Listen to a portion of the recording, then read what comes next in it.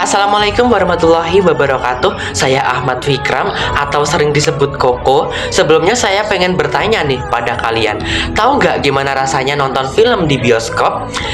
Dan kita tuh kayak manusia tunggal berbelalai sendirian di tengah-tengah kerumunan emak-emak di dalam bioskop.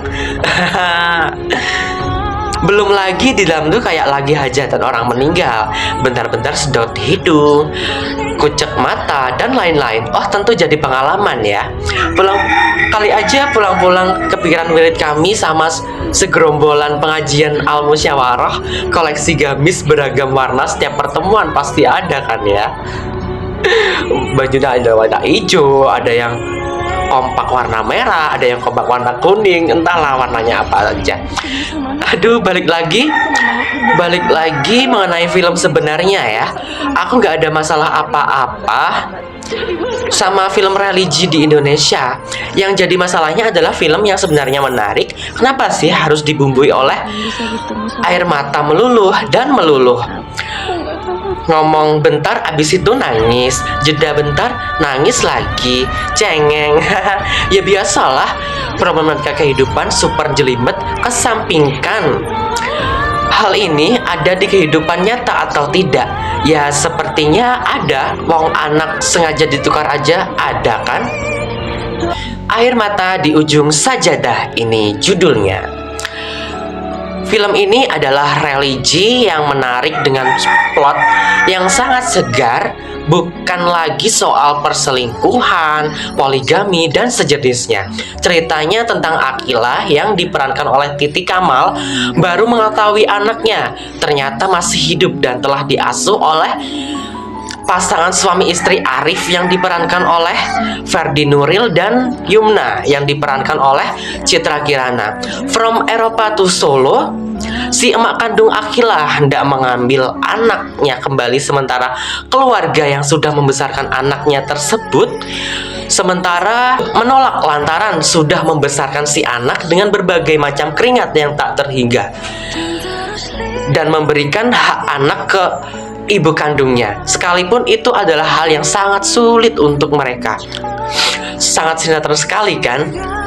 Ya FTV religi kayaknya pernah bikin cerita kayak gini. Ya terlepas mirip atau enggak, karena bentukan filmnya dengan standar sinemas atau ini yang jadi pembeda yang paling mencolok. Tapi sayangnya perbedaan itu cukup sampai segini aja. Selebihnya masih tetap banyak codetnya di sana di sini ya. Balik lagi kita akan bandingkan film ini dengan FTV atau mungkin sinetron religi. Sisi menyentuh emang berhasil, tapi acak kali terasa seperti senjata utama yang mungkin isinya kalau nggak bisa bikin penonton terkesima, minimal ngebikin yang nonton itu jadi mewek jamaah ya. Mewek jamaah, satu studio nangis. Jadi nah masalahnya porsinya terlalu berlebihan dan kadang nggak pas momen. Kayak aku bilang di awal, belum apa-apa dah nangis, bentar-bentar nangis. Nah kalau begini kita yang nonton kan itu jadi jengah, mau empati tapi kok kayaknya terus-terusan dipaksa mengharu biru. Kemudian dialog yang sering ketutupan sama scoring, entah ini kuping gue yang sensi ya. Cuma bukan sekali dua kali aku dapetin di dalam film ini. Lalu soal background story karakter yang sangat minim, padahal ini bisa jadi materi fondasi yang kuat loh. Materi fondasi yang kuat buat nge-cover ceritanya. Cinema experience-nya juga terasa malas menurut aku ya. Kualitas sinema fotografi yang dibilang ala kadarnya banget juga enggak sih. Tapi jangan salahkan juga ada penonton yang ngebandingin film ini sama sinetron religi yang sejenisnya. Jajaran cast yang sebenarnya berpotensi mengaduk-aduk emosi lebih dalam, tapi mata ini masih berasa belum pasti aja gitu. Terutama ini soal Titi Kamal. Gak tahu kenapa ya, kalau ngomongin Titi Kamal tuh kayak terbagi antara dua kubu gitu. Aku tuh suka banget dengan Titi Kamal. Asli suka banget dengan Titi Kamal. Suka banget dengan personality dia, performa acting dia di beberapa film lain. Namanya sudah aktris profesional. Cuma entah kenapa setiap film yang ku tonton, setiap ada adegan short nangis itu nggak pernah dapet feel-nya. Ini menurut subjektifku ya. Tapi balik lagi tergantung orang melihat Titik Amal itu seperti apa. Ya mungkin kalian anggap Titik Amal itu bagus.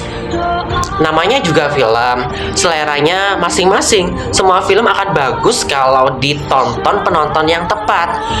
Aku aja mungkin bukan penonton yang tepat buat film Air Mata di Ujung Sajadah, tapi aku mencoba menata mood biar bisa objektif melihat filmnya.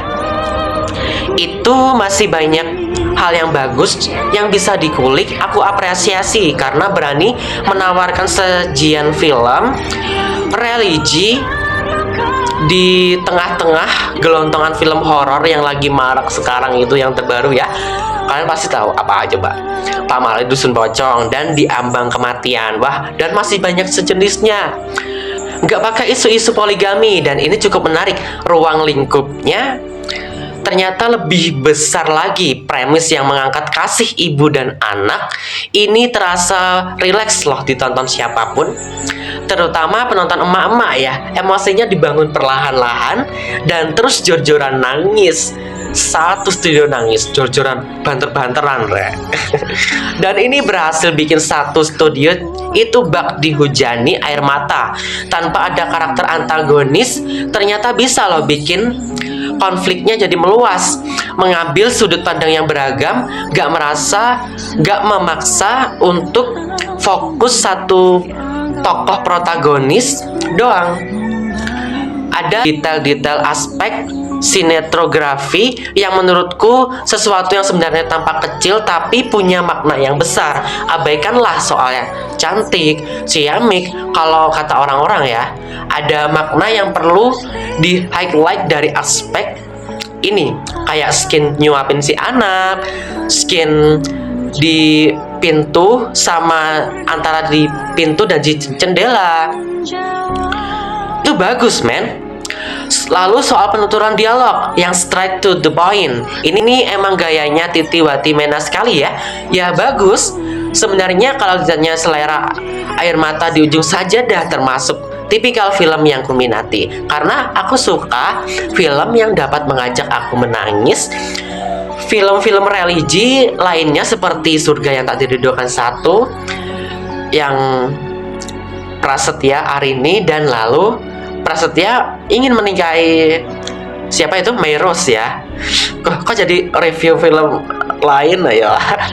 Udahlah, pokoknya tonton saja filmnya Air Mata di Ujung Sajadah. Filmnya tuh bagus banget menurut aku. Untuk yang punya anak angkat ataupun enggak, ini cocok untuk semua orang ditonton.